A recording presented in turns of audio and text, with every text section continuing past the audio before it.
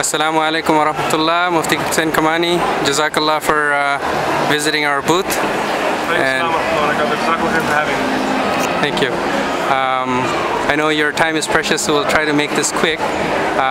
We just wanted to have your thoughts on just the topic of marriage and divorce in the Western world, and any specific piece of advice you have for that group of people. Well, one thing that's common and definitely undeniable is that we live in a time where there are many disagreements within couples. And this is not specific to our time, but throughout all times.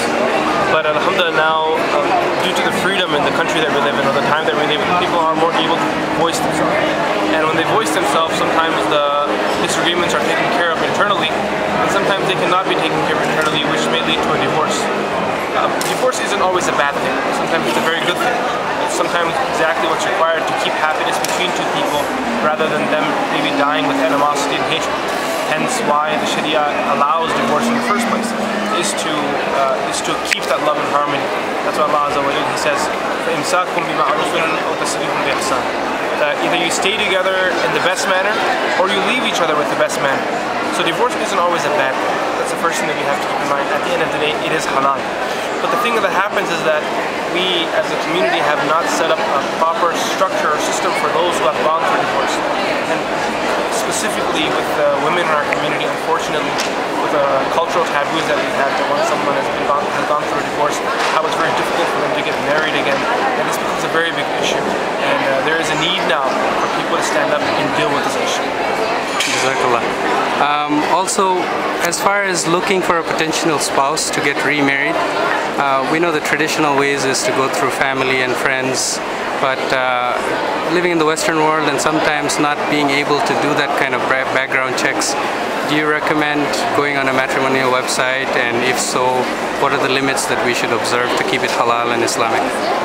So the main thing here is that there's nothing wrong with going on a matrimonial website. Looking for your spouse yourself is completely permissible in deen. What's advised is to go through a third party, just so that third party can do all the background check and make sure everything's appropriate for you before you step in, right? But if, for example, you don't have that third party, you don't have a sister or a brother or a parent who is capable of doing it due to their own situation, or they're not present with you, then you will need to take that step. And alhamdulillah, we live at a time where the world has become a small village, and that's through the internet, where people are able to meet and speak just at a few clicks, visiting a few websites, typing in a few words. And this is a blessing from Allah. Allah subhanahu wa ta'ala has made it such that we can communicate with one another so quickly. And matrimonial websites on the internet have been very useful. But as you mentioned yourself, one of the challenges that come up is ensuring that you can hold Sharia to its right standard when using these matrimonial websites. Making sure there's no flirting going on, making sure there's no unnecessary browsing going on when you're already married and have no interest in getting married. Or for example, if you're interested in getting married but you're just looking around just to please your soul and nafs without any intention of getting married, whatever the case may be. So it's about ensuring that when you go on these websites, you're sincere and you know what you're looking for before you get on to the website itself. So these are some guidelines to using matrimonial websites. Be modest, keep your conversations limited, and be purposeful. And inshallah, that'll help out a lot. Jazakallah. And also, we know that there are several different websites, specifically Muslim matrimonial websites. Any particular advice or support, words of encouragement for eternalgarment.com? I think Eternal Garment is a very good project. It's an open platform for every person to use, married or not married, previously married or not married. And there is a special focus for those who have been previously married, whether it be a widow or a divorced individual. And the good thing about it is that alhamdulillah, the platform is very solid and it's developing as it is go on. I've been monitoring Eternal Garment from its inception.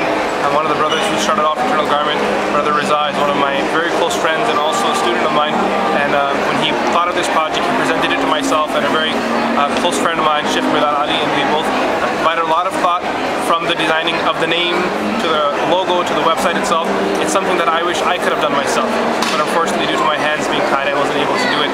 And I thank Brother Raza for doing this.